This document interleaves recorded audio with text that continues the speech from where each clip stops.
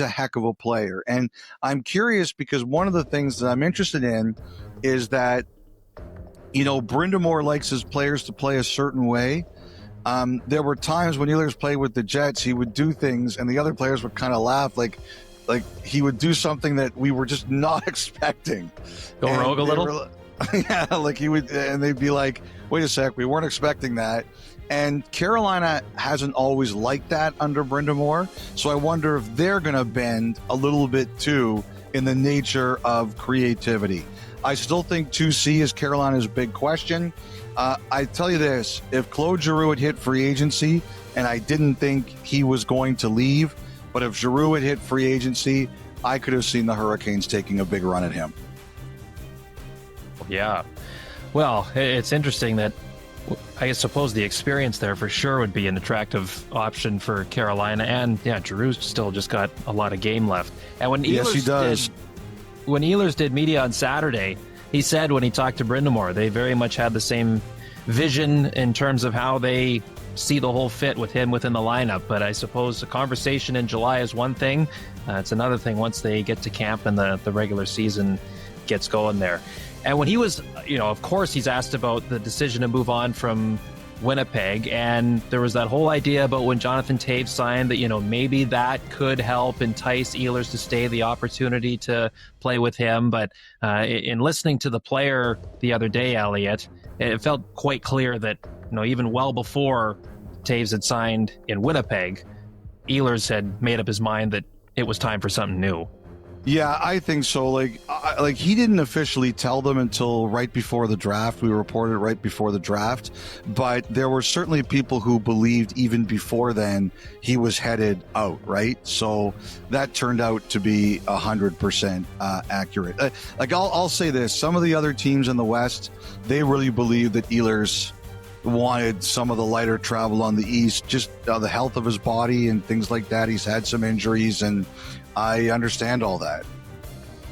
The thing though, I don't know, I'm sure you've done enough games down in Raleigh, but like the last couple of years when they played Florida in the conference final, you think it would just be like a puddle jump flight from Raleigh down to South Florida. It's a little bit farther than everybody thinks, and I guess that speaks to, as we talked about, the Panthers don't have as easy of a travel as a lot of other teams out east. But the Panthers and the Panthers and the Lightning are the teams that really get hammered in the East. Like I said, Carolina's a bit remote, but they're not as far away as those other teams are. Yeah, a little more central.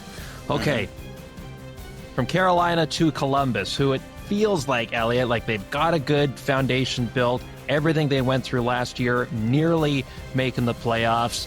They bring in Charlie Coyle, Miles Wood, they extend Provorov, Dante Fabro. But at the same time, I still go back to that blog you put out just before the draft and the idea that they could be a team lurking in the weeds to do something big hasn't quite happened yet for Don Waddell and company. Where are you at with Columbus? I don't think it was for lack of trying. They made a big run at Dobson. I think they offered, I don't know about the structure of the contract because Dobson got structure from Montreal in terms of bonuses, but I do believe in overall money. Columbus offered more money. Like, for example, with Provorov, I think if you would have told us 2 weeks before free agency that Columbus was going to sign Provorov to that deal, I don't think anyone would have believed it. Like, it's pretty clear to me that Waddell and Provorov and his representatives had conversations a few months ago, and Waddell always knew what it was going to take, and he just waited until he absolutely had to do it. He looked at Dobson, didn't get him. He looked at other opportunities, didn't get it, and all of a sudden he circled back and said, okay, I'm in now. And, Waddell's been around long enough that I think he knows that can happen sometimes, that's the plan you have to handle. So I think that one worked out because his other opportunities weren't there. It wasn't for lack of trying. And, someone told me, a Blue Jackets fan DM'd, they were it was basically nobody wants to come here, nobody wants to play here. I don't think people should look at it like that. I mean, there's always going to be places, I always say this, nobody wanted to go to Florida a while ago. And yes, the taxes are a thing, but the fact is they're a better organization. There are always places that people are going to want to play. People are always going to want to play in certain markets: NBA, NFL, Major League Baseball, hockey, everywhere. And other teams, you have to be good, and then people will come to you. Like, the one thing I said to the guy was, Columbus is on the upswing. Like, Columbus, I don't want to relive it, but they had every excuse last year to have a bad year, and they didn't. They had a really impressive year, and they just missed the playoffs. So, like, I think the thing this year for them is nobody's going to be discounting them this year. Like, last year, they snuck up on everybody. Nobody's going to be, they're not going to be sneaking up on anybody this year. Everyone's going to be ready for them. And I think the thing, too, is that for Columbus, ultimately, you want your drafted and developed players to be your core, right? The guys who stick up for you and form your big group. Well, look, like, a lot of those guys from Fantilli on down took big steps last year. So those are the guys you've got to get it done with anyway. Voronkov signed a nice extension on Saturday. Like, those are the guys who are your core. If they are going to grow again next year the way they grew this year, that's the best thing that could happen for you.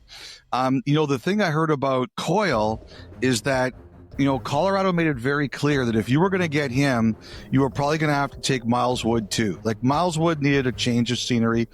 It just didn't work out in Colorado. Columbus could do that. That is one place where Columbus's cap flexibility won the day for them. They got Coyle because they were willing to take Wood, and all of a sudden their bottom six is stronger, and Coyle can play in a lot of different places. So I don't think it's as bad a off-season so far as they think. The other thing, too, is they got Favreau signed, and once Favreau became a key part of their top four was really good. Still, we'll see what's going to happen in goal. It looks like Greaves and Merzlikins. Is everybody okay with that? But the fact is, Columbus's biggest challenge this year will be they're not going to sneak up on anybody. So they got to be ready to start the year. One more thing on Columbus. Adam Fantilli is due for an extension as of now. Are you hearing anything about that being a priority over the next couple of months, or wait and see? To be honest, Kyle, I have shut down for a couple of days, especially with the U.S. holiday weekend.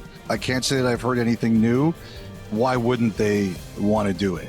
To me, the question is, like, if you're Fantilli and you just broke through, unless the team's coming through with something massive, you might want to wait another year. For sure. And it's, plenty of examples over the years of how that can benefit the player and why that would add urgency to the team to try to entice him to get something done sooner, because, man, did he, as the last year went on, more and more comfortable he got, and more just like the player they hoped they were getting when they drafted him where they did. So it's kind of fitting that we go